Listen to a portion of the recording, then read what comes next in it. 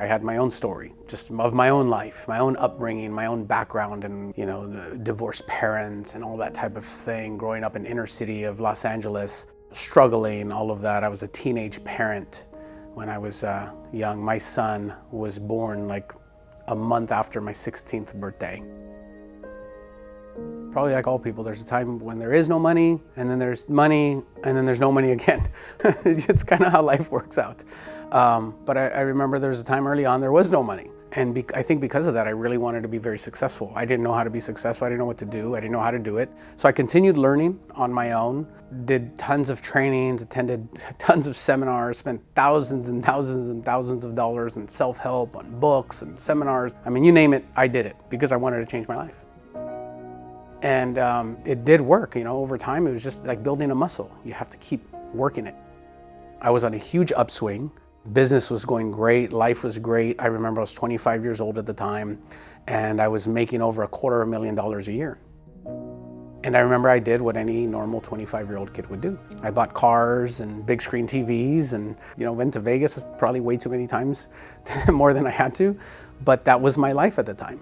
At 25 years old, I was living it up. I remember I bought a yellow Ferrari. I guess I wanted people to recognize me or pay attention to me. And I never forget this one day. I pulled up at a light. Normally, if you're in a yellow Ferrari, people tend to notice you. And they weren't looking at me. And I look over at the car next to me, which looked like to be the husband and the wife, and there was 2 kids in the back seat. And they had this little dog. The kids are laughing and the parents are just looking over, and they just looked like they were having such a good time. And I remember, I never forget this feeling of looking over and being jealous. Like, here I am, this kid, I'm at the top of what I thought was my life then, and I look over at these people probably living a totally average life.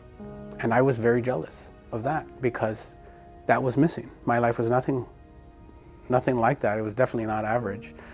And that's when I realized that I was rich financially, what I thought at the time, but very broke emotionally. And that began my journey, my search to look for something more.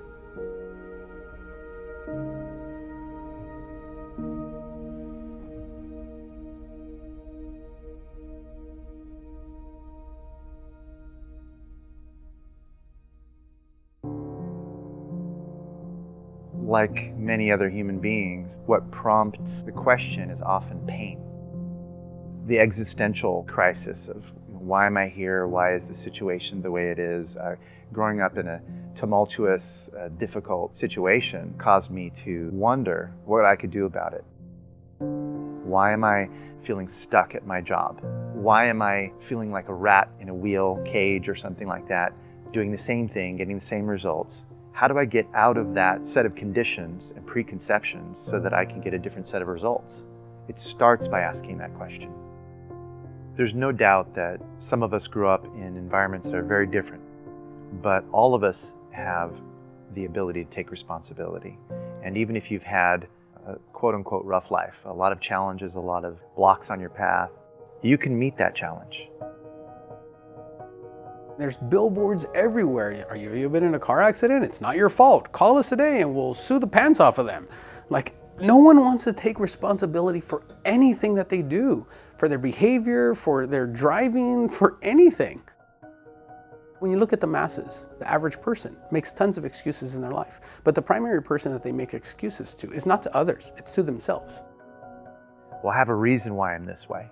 Sure you do. However, where are you at right now? Do you want to make a change at this point, or do you just need a hug?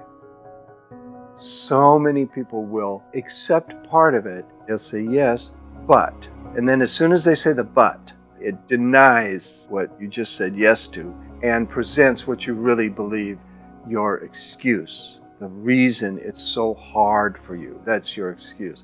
Well, that excuse is not valid.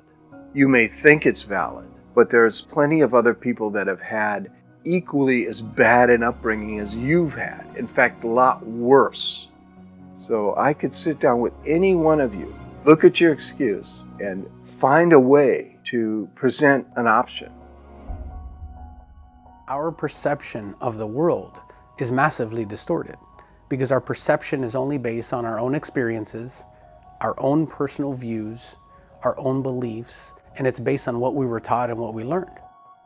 And whatever we perceive to be true, whether it is true or whether it's complete BS, when we get out there, we will project that out onto the world. Feelings of lack of worthiness. Don't be proud of what you look like. Don't be so confident. Bad programming comes in childhood and continues all the way through adulthood. And unless you go and you rewrite the story, you're going to have a repeat of the same type of story as you get older. It'll just be a more complicated, sophisticated version of it, but ultimately it'll be a sad story. Those beliefs that we got in the first place were our subconscious accepting the fact that it isn't easy. Life is a struggle. Money's hard to make. All these beliefs we've heard from other people, we accept as being the way the world is. The simple truth is that our beliefs are not true in themselves. They become true in our experience if we believe them. So if we have those types of beliefs that really wire up the brain, we must first identify, how can I go back and basically disconnect from that old view? All of us have resistance somewhere. If you look deep enough, you'll find that place that you don't want to go, the place you don't want to look. It's too uncomfortable, it's too scary, and I would argue that that's where the hot stuff is. And then we can go deeper and find out about a person's identity. What is it that they believe about themselves that is causing them to behave that way? If you're getting poor results, less than desired results from your unconscious mind, it means that there's some bad programming in there. It means that there's some outdated software that needs to be updated and upgraded. And that's what NLP and hypnosis is all about. It's doing work to rewrite the software, rewrite the story, so that you can ultimately get a different story. The important thing isn't our physical environment at all. The important thing is our minds. I know from experience we can set it in motion. Many people don't always understand about how the world works and how energy works and things like that, but there are these energy waves everywhere, around us. A couple hundred years ago, somebody just figured out how to latch on to them, like radio waves. The energy was always there, and you can now talk from anywhere in the world to any other part of the world. And what I think people don't give themselves enough credit, we don't realize that we are the most powerful human walking, talking transmission towers on the entire planet. And just like your cell phone, that little box is constantly sending and receiving signals. But so are people. So much so that we could walk into a room full of strangers, not know anybody, see somebody way over on the other side of the room. We don't know the person, but something about them draws us to them. Why? We all give off this vibe. We hear that all the time. Oh, their vibe. They have a nice vibe, a good vibe. They have a weird vibe. And vibe is short for vibration. And vibration is the equivalent as frequency. We can have a high frequency or a low frequency. So many of us don't say, I'm in a high vibration or low vibration. We just say, I feel good or I feel bad. It's not just positive thinking, because I'm not a positive thinker at all. I'm not one of these people that just says, be happy all the time and think positive and all that. I'm not really one of those people. But I also do understand the power of holding a view or a belief, so much so for something you want, until fruition, until the thing is created. And the key there is dare to dream and keep the end in mind. If we envision and imagine a greater, better life for ourselves, and we keep focusing on that vision, doubts and fears arise, and it seems the vision crumbles. But then we get back to it. I heard a wonderful thing a while ago that a plane is off course over 95% of the time. But the pilot keeps correcting over and over and over, and it reaches its destination. When I first heard of that, I thought, that's the story of my life. It just doesn't work to pray for something once, to ask once. The frustration and anxiety and excuses cancel out that wish. You got to come back to the wish, to the dream, to asking. Every day keep asking. Show me the next step to take. I do think 99% of the effective work I've done to transform my life has been internal. As Eckhart says in The Power of Now, get the inside right and the outside will fall into place. I am sensible and in control of my finances. I'm creating total financial success in an easy and relaxed manner a healthy and positive way, in its own perfect time, for the highest good of all. When you get back to the realization, the understanding of the one thing that you have control over is your ability to align yourself with the thing that you actually want energetically. It just depends, how long does it take for you to align yourself with that thing? Because at first there's this like confusion or a doubt, and then you get to this point, it's like, okay, I think it's possible, babe. It's like, I think it is possible. You get to like hope. This is the positive thinking part of you. It's like, I hope this works out. And then you get to this other point, it's like, I really believe this is gonna work out. And then you finally get to this place of like, I don't care what or how this, but this is going to happen. This thing is done. It's complete. It's complete in my mind. It's complete in my body. It's complete in my soul. I am there before I actually get the thing. And you need to hold that alignment and give the world and people and things, circumstances, an opportunity to work out for you. It's all about creating something out of apparently nothing. To me, I look at it as a completely magical process in a way. You don't have to use those words at all. You can just say strategic planning has its results, whatever words you want to use. But for me, what it does get down to is the basic, deep mystery of all of creation. We can channel that force, if you will, or we can ask for it. We can bring it into our minds.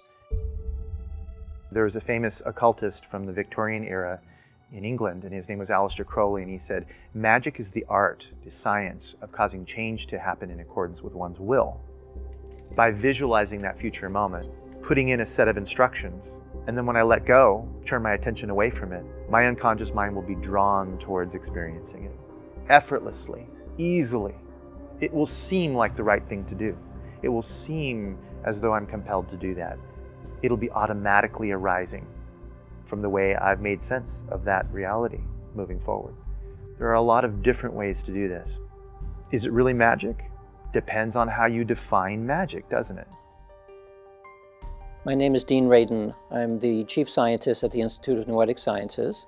One of the things that we do at this institute is study experiences that people report, very commonly, that challenge the prevailing scientific idea about who and what we are. And so these experiences range from simple intuition, like gut feelings, to psychic phenomena, to mystical experience.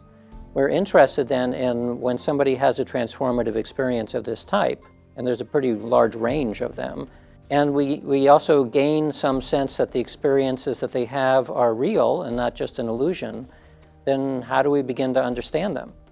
Most of what we do in the scientific sense is in the laboratory. We use methods like high-density EEG to look at brain activity. We use psychophysiological methods to look at how the brain and body are related to each other. We use methods in physics, methods in computer science, and statistics.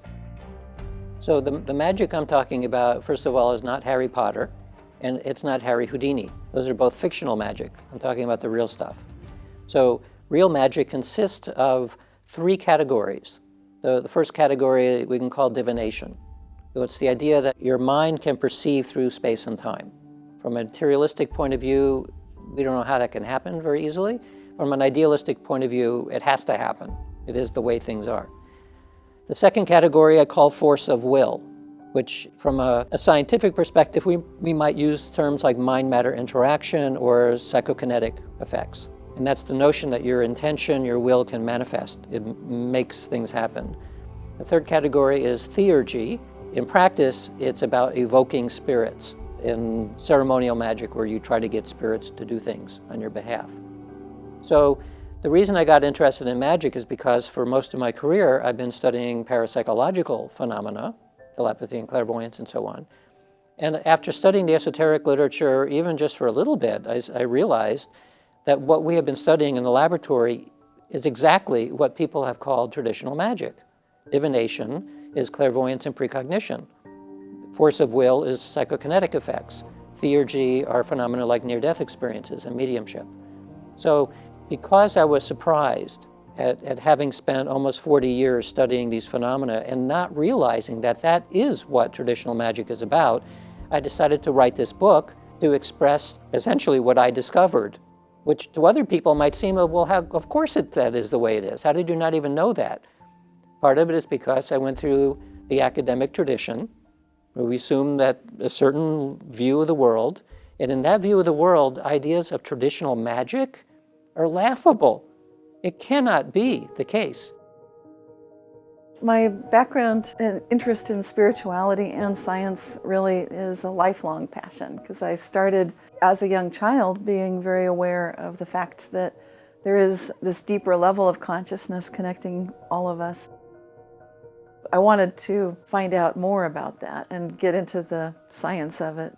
So I chose to go to UC Berkeley, where I got my degree in physics, and my main focus of interest in the program had to do with quantum physics, which I found tremendously intuitive for me. There has been a lot of emphasis on the idea that magical thinking doesn't work, but actually it turns out magical thinking is pretty powerful, because in the quantum realm, the realm of imagination is the king. That's the foundation for everything. Consciousness is primary. A lot of people who are attracted to magic in the first place, they don't care how it works. They don't even care about the debate over whether it exists. They just want to use it. So the two simple forms that have been used as far back as we can see in history, one is called writing magic, and the other is called sigil magic.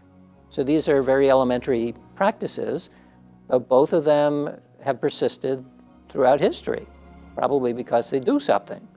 So from a psychological perspective, you can say, well, the act of writing down what you want, that will just psychologically predispose you to seeing that happening.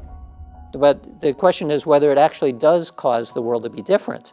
So that's kind of what we study in the laboratory. Not so far these magical practices, but things like that, where you make very strong intention and then you see whether it changes something in the world. Sigil magic is like writing magic, except that instead of writing something down, you make a symbol for the stand for the thing that you want. Once you have that shape, the symbol itself will remind you of the intention. You use whatever method is necessary in order to put all of your intention into that symbol and like push through the symbol to make it happen. And then, as is seen in the laboratory a lot, that there's something called the release of effort effect. That while you're pushing like crazy with your intention, nothing's going to happen. It happens when you release. So the sigil magic as well, you push really hard through the symbol, and then you might burn it, you might put it away in a drawer, you get rid of it somehow, so that you allow the intention to go do whatever it's going to do. So some people think this is something weird, and what I'd like people to realize is that basically every time we make a choice in our mind, we're actually making a quantum jump. Quantum jumping is such a big field that there's a lot that falls within it. Everything from the placebo effect is, I think, an excellent example of it, to finding lost things, to suddenly having skill sets and abilities where you didn't have those capabilities before. These are all things that are possible. There's really no end in sight. Pretty much anything that you would wish for is attainable, because we're looking at the nature of reality itself and the way that you're interacting with it. So the steps involved. So how do you get a quantum jump from being in one state of being, maybe being sick, to being well, for example? That's a good one. The way that you can make that jump is to start by getting into that relaxed, energized state of being. So things that are conducive to that would be meditation, lucid dreaming. You can think of that as being in a theta state of mind. It's like a daydream state of mind. And just make that a regular part of your life so that you feel like, okay, this is how it feels to just not have any worries and feel energized and relaxed. The more you do it, also it gets easier, so that's good. Then the next step is to really feel that you're making a selection of where you'd like to go. Sometimes we don't know where we want to go. I like to then ask, how good can it get, and let that unfold naturally. You're talking to your subconscious when you do that. Your subconscious knows what's good. You will go to the right place. And so that's a natural way to guide yourself. But if you have a clear view, I want to get healthy, then you can have that picture in mind. To the degree your subconscious believes that's possible, that dictates the degree of success you're about to have. So I recommend keep an open mind. Read lots of stories and accounts of miracles, these magical happenings, these reality shifts. Third part is just act as if it already happened, and you behave accordingly. And it sounds crazy, but people experience what they're able to experience based on the energy they bring, what their subconscious really needs, because your subconscious is in the driver's seat here. And what you really believe and what you need is what you're going to end up getting pretty much all the time. When you need it to happen, it will happen. And when you're open-minded and you've brought that energy, this is basically the science of miracles. So in the popular sense, this notion is sometimes thought of as you create your own reality, that your ideas will manifest. That's where the idea of affirmations comes from, and to some extent positive psychology. You can trace that line of thought all the way back to shamanism. It is part of the esoteric tradition. So then somebody could say, well, then how come if I want to have world peace tomorrow, I'm thinking about it, it's not happening. So what am I doing wrong? Or I want to have a big pile of gold. I don't see it, so that model must be wrong. My interpretation of that is that the conscious level mind, where this is happening, this is not where the action happens. All of the action happens at a much deeper level of mind. It's a little bit like looking at an iceberg. The tip of the iceberg, you can see it. That's their conscious awareness, but the most of it, by far, is below the surface. And that's where the action happens. So it's not just a matter of telling yourself once a day, I can do this, and lots of people like me succeed at this. You're going to need to address the issues of your heart and of your subconscious and your gut, all of that. And the best way to do that is to start listening to yourself. A lot of people don't do that. They think, I'm just going to tell myself what to do, and it's all going to work. So one of the reasons why I wish for a gold Mercedes and it doesn't show up is because we have lots of unconscious things that are working against us. We know that we have self-defeating behaviors. Otherwise, we wouldn't see levels of obesity that we have, and people wouldn't drink and smoke as much as they do. So you may consciously say, I'm not going to eat this cookie because it's not good for me, but you will find your hand going to get the cookie, and then it'll pick up the cookie and it'll bring it to your mouth and you will eat it. It's part of your unconscious that can override your conscious awareness. So this is one of the reasons why meditation as a practice is useful not only for mental and physical health, but is essential when it comes to things like magical practice. In the magical traditions, what a yogi might call samadhi, which is these very deep levels of mystical unity, a magician will call gnosis. And all of the magical traditions say that for magic to work, you have to do it from the level of gnosis. Well, most people don't go there. It's not easy to get there because the world is constantly pulling our attention away, but that's what's necessary. It seems simple to do a quantum jump, but that doesn't mean it's easy. And I do martial arts, and they say the same thing there. Some of these things are simple, they're not necessarily easy.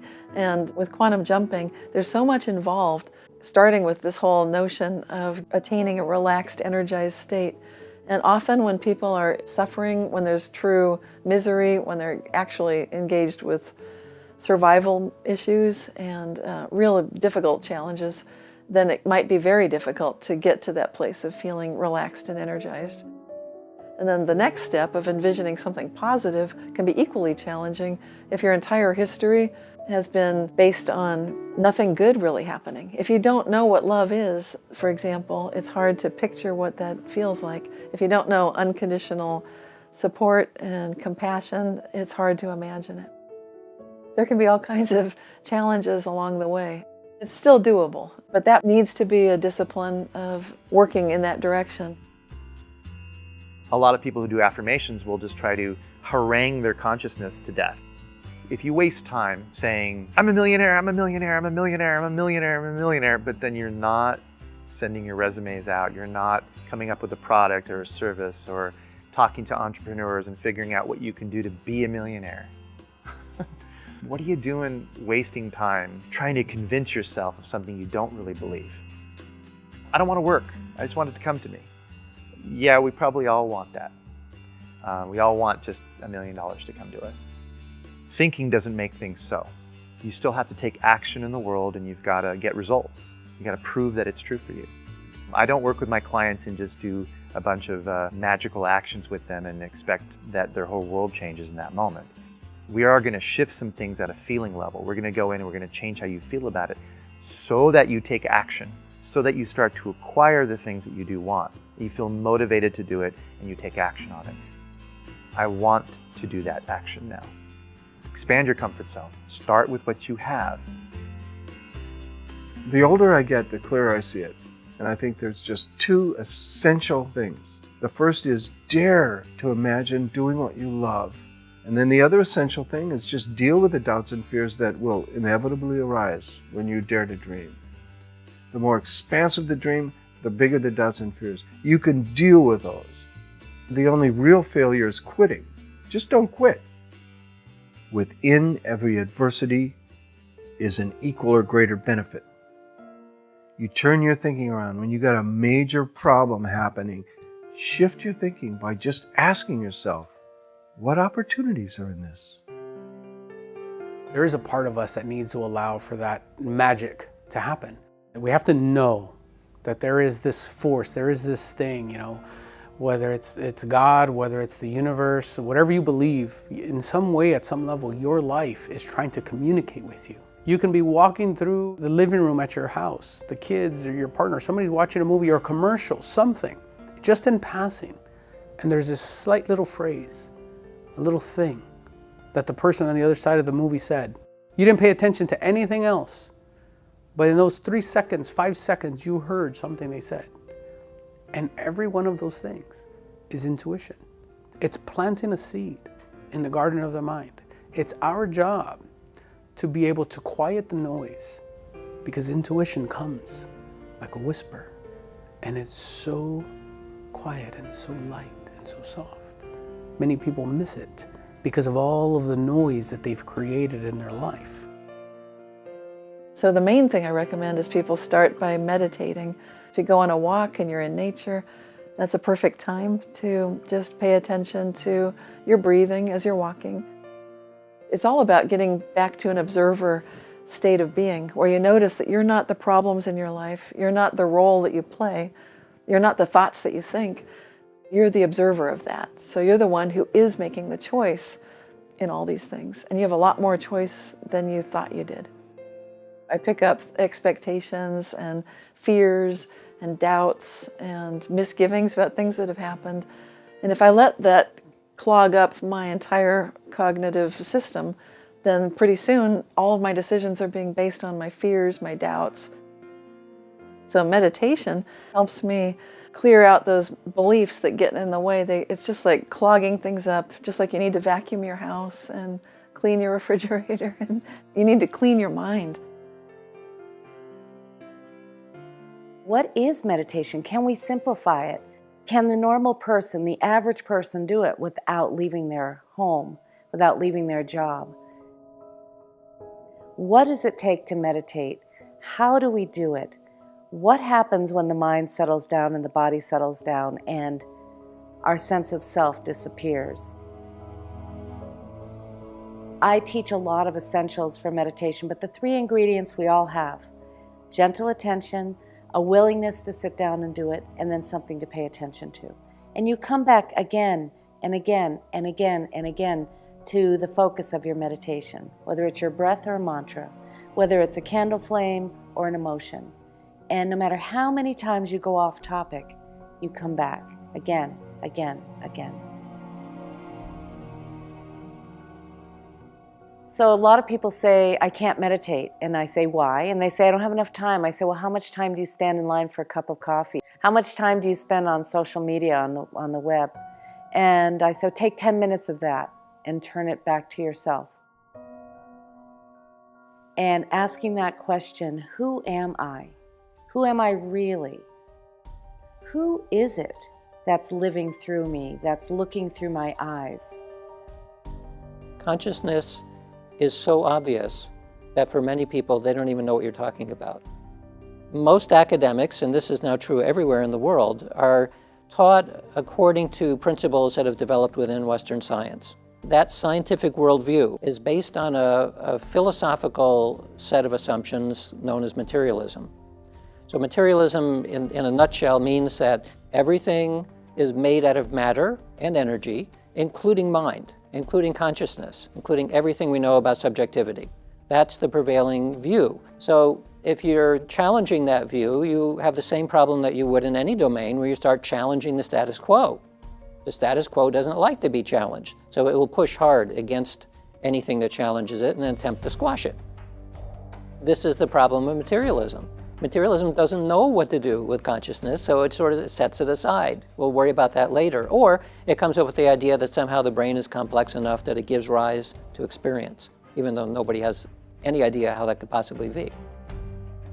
And we know that materialism is pretty good because it gives us the technology to do this sort of an interview with a special machine that captures my image and so on. So we don't want to throw materialism away, it's too good. The question is it good enough to account for everything? And here's where we have the problem. Clearly it is not accounting for all of the experiences that people talk about. So what's missing?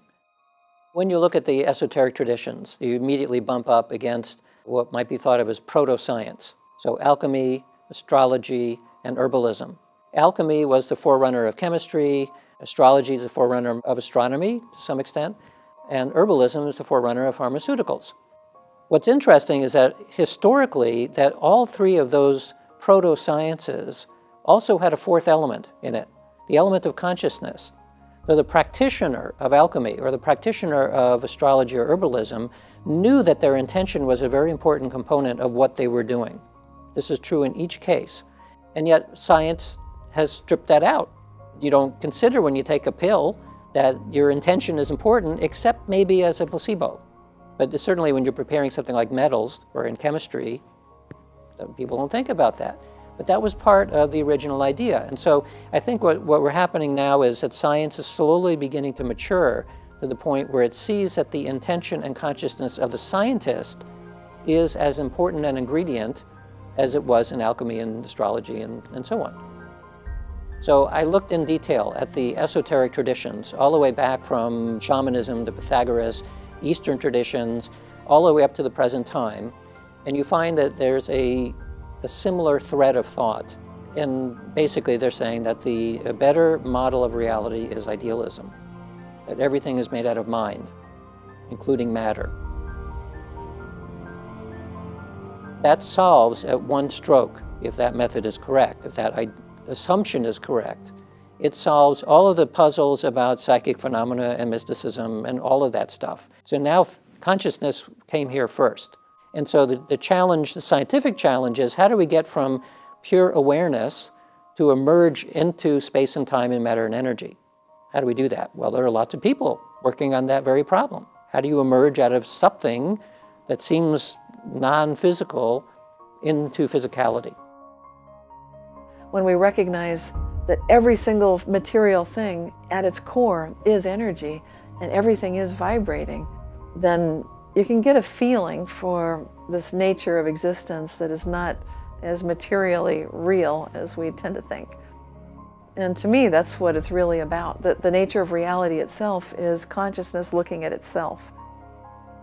It's basically a feedback loop. So we're looking at the outside world, realizing, wait a minute, maybe what we're seeing is consciousness itself, and it starts to seem that is the case. So we're at a time in our history where quantum physics is challenging all of us to take a whole new look at the way we see the world. Some scientists who strongly resist this are of the opinion that we basically understand how reality works. There's a couple of things left over to mop up, but we kind of got it. I think that view is so arrogant. And even just from a historical perspective, you see about every 20 years, some prominent scientist saying, well, it's all wrapped up. We just have these one or two things left to fix, and then we got it all. It's just stupid from my perspective. Science is young, and we have far more things that we don't understand fundamentally at all than we do understand a little bit. And that's one of the fears that arises then. You say, well, I've spent my entire career as a professor professing certain ideas about the way things work, and you're coming to me and saying, actually, you didn't understand that at all. Well, that's frightening. I mean, no one wants to think that they don't know what's going on. This is one of the reasons why the Institute of Noetic Sciences is a private, nonprofit institution, because we're looking at things that do challenge the status quo. You can't do this in the academic world. We were among the first to support research on meditation, research on the positive psychological and health consequences of things like gratefulness and forgiveness, the mind-body connections and health, and so on. We were supporting these kinds of ideas at a time when they were considered laughable and extremely risky. So if somebody wants to live a comfortable life, the easiest thing to do is to go along with the flow, always.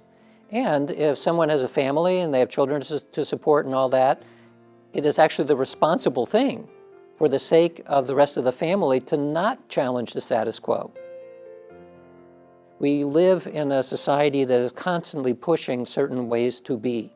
And among other things, we are not taught to think for ourselves or to think critically or to question our own motives and our unconscious desires. It requires taking risk. But so what? Life is a risk. It's a challenge to face up to a lot of opposition. Collectively, there's a driving force that tends to move events in a certain direction. And if you've ever gone up against it, it can feel like a fish swimming upstream. Like you're going in one direction and everyone else is going somewhere else. The more you go into this practice of meditation and the more you recognize that you are consciousness, I would not say it becomes easy, but it becomes possible to stand up to society, to your parents, or your internalization of what you think your parents want for you. And the funny thing about doing this quantum jumping is often you'll notice that people seem like they change, and where there had been opposition, now there's support. I know a lot of people have a struggle with their parents because their parents aren't supporting them in doing what they love. Their parents have a different idea. My father certainly did. He was concerned for me. Going into theater and music did not seem like a good idea. He wanted me to go into business. And I realized, I got deep somehow, that it doesn't do any good to do what your parents want. You have to do what you want. But it doesn't do any good to fight them either. So I ignored my father. He complained to my brother. He said, "Mark is so slippery. You know, he just blows me off. He doesn't fight me. He doesn't object. He just sort of slides away." One of the requisites of change is that you have to deal with objections at home or in whatever environment you go back to. So let's say you want to do a lot of work on your identity. All of a sudden you're awakening your ability to cause changes in accordance with your will. You're starting to tap into feelings of worthiness, start to feel strong, but then you go home. And these people have a picture of you that is not the picture that you're working to become. It's the old you. And it may not have even been accurate, but it's their image of you. And I think you can say, hey, look, I'm really working on this. This is really, really important to me. This is who I'm working to become. And I'd really love to count on your support. I know you're just kidding, but I'd appreciate it if you just cut it out for now. And if you don't respect that, I'm going to have to ask you to leave, or I'm just going to not hang out with you. I don't want someone else to sabotage right now. It might mean not responding. It might mean hardening yourself psychologically to be able to handle it. You can't always ask other people to change. Most of the time they won't. Not everybody really wants help. One thing I've learned in the hard way in this field is some people just want to complain. Some people want to complain about the problem and don't actually want to resolve the problem. And we've all had friends or heard of somebody that they always seem to find themselves in the same type of scenario, the same type of issue, the same relationship, even though with 3 or 4 different people, it's the same story. It's like, look, you're always attracting people like this. Something is going on with you internally that you need to resolve in order to move on to the next level of life. But not everybody really wants to change. It's very possible. But you also must believe, have the faith that it's possible, and then just align yourself with the people out there that are also on the same wavelength, so to speak. And stay away from the people that are going to drag you down, you know. And we really need to dictate and decide up front how much time we are willing to put into those friendships or those partnerships or those people. And you have to think about that in advance. You can't just let it work out however it's going to work out, because it will suck up all of your energy, and you have to keep your energy intact and focused for what the things that are really most important to you.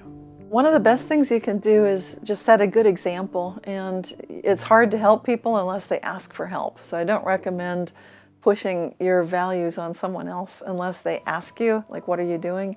Otherwise, probably that's not their path right now. You need to be your own example of being the change that you wish to see in the world. Everything happens exactly as it should. And then it's a very unique place to be able to be grateful for where we are today.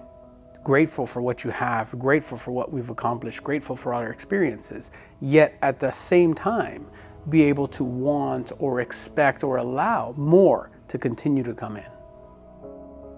Life can be very complicated and difficult when people are grasping all the time. And I think when we're constantly achieving something new instead of celebrating what is, we become less and less satisfied. It's like a drug. Money is a drug, sex is a drug, shopping is a drug. It's a bottomless pit trying to satisfy ourselves.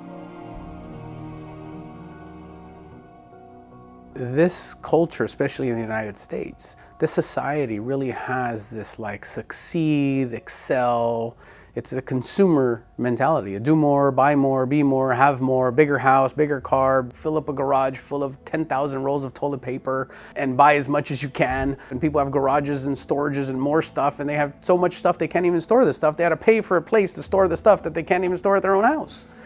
And this is the way people live. Just because you have more externally, it doesn't always correlate to being internally fulfilled. Those are two completely different things. And external, you know, in your environment, the house, the cars, the stuff, is never fulfilling. It's short term. You get the fulfillment, you buy it, you have it, you play with it, and you get the short term, like instant gratification type of thing. But just like a child with a new toy, you know, you run out of motivation after a little while and you're on to the next toy. The ultimate insanity of it was the 80s. I remember a guy, he actually had a bumper sticker saying, "Whoever dies with the most toys wins." And I remember thinking, wrong. That's not true. It's not about amassing more and more toys. True, when you're poorer, there's a lot of stress about paying the bills, but going purely for material success will never achieve the satisfaction that we're all looking for in life. You got to be careful to keep your life simple, because the kingdom of heaven is within. I think more and more conscious business owners have to start thinking in terms of there's enough for everyone. More often than not, there are solutions, there are ways to be more inclusive. You can find that, hey, if I'm doing hypnosis and hypnotherapy and all sorts of wonderful stuff, and there's someone else who does it near me, well, why do I have to see them as a competitor? Why not introduce myself? Why not connect and think about how can we benefit each other? There's enough of the resources, money, people around that if you have a good product, if you have a good service, there's enough for everyone. John Templeton put it so simply. He said, the way to get wealthy is to make others wealthy. But I kind of think on this planet, there has been progress made, and we do take 2 steps forward and then sometimes a huge step back as the old systems are thrashing out, fighting for survival. And in the long run, I would think the worldview based on love and partnership, working it out with everybody, realizing we are one global family. We're in some ways experiencing a dark time, in some ways we're experiencing a renaissance. And so there's some threats to our existence right now. But we also have more and more people who are paying attention, and more people who are looking for solutions in areas that we didn't look before. Get out there and do something nice for somebody, and don't expect anything in return. Be kind. People need it. if we remember that the people who we complain about are human, that underneath their beliefs and ideologies, they're human beings, it opens up our ability to hear one another. Sometimes we buy into the materialistic world and we think that we have no power. We think that we're victims. But actually, there's a great deal more power in each of us, and all of us together collectively, than most of us ever realize. It's up to all of us to encourage ourselves and one another to maintain that sense of who we really are. Because I believe very strongly that this is the time in our world's history where it's more important than ever before that people recognize this.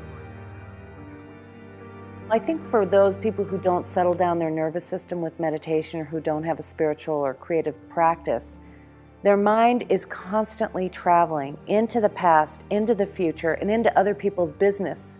And when that happens, they're not present for themselves and the world that's being revealed to them. And a Zen master might say, "Show me the future, show me your past," and there's no way to do it. Those questions, they stop the mind. You know, your mind will gyrate a little bit and then eventually it settles down.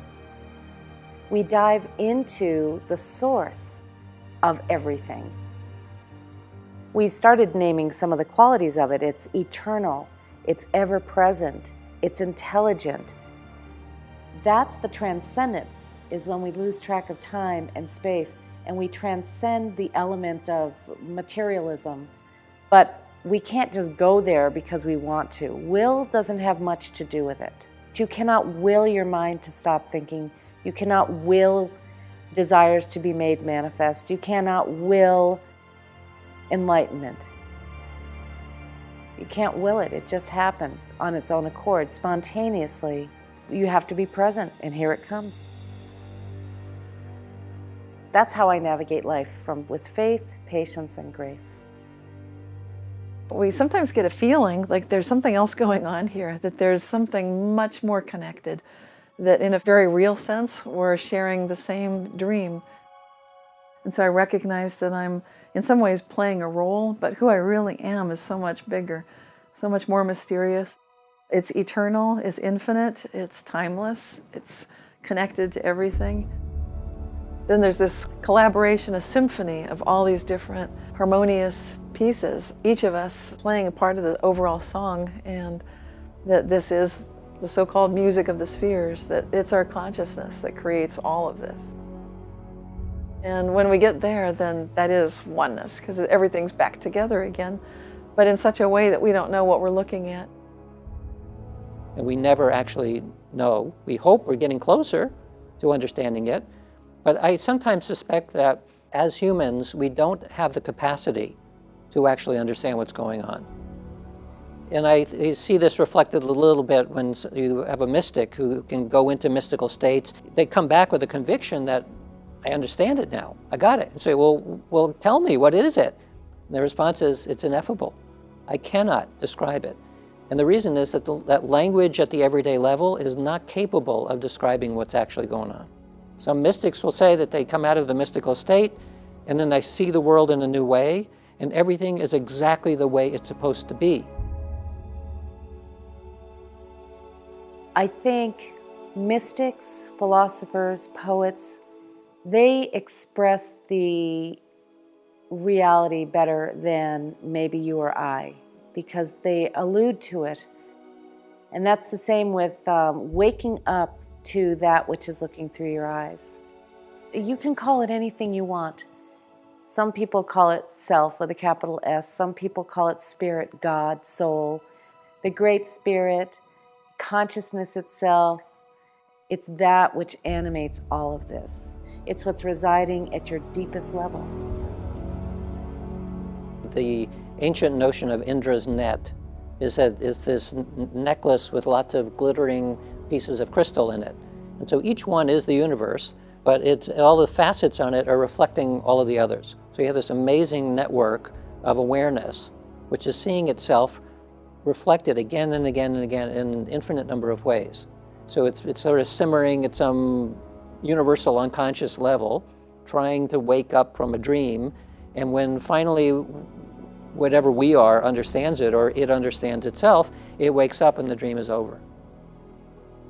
I see it as you go along in your daily life, you are a certain way, and then one day you wake up.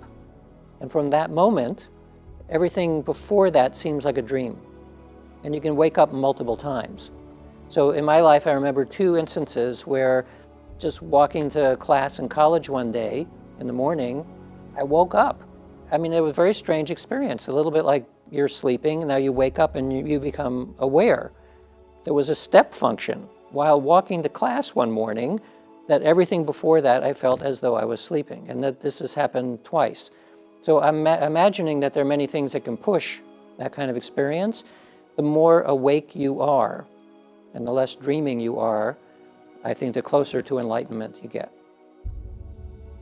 For me, enlightenment is to attain that sense of self that is pure consciousness, and to recognize that that's the real you, that who you are is infinite, is eternal, is connected, and that's the you that's looking out through your eyes, who is so much wiser, so much more connected, so much more involved in everything, and that's your true identity.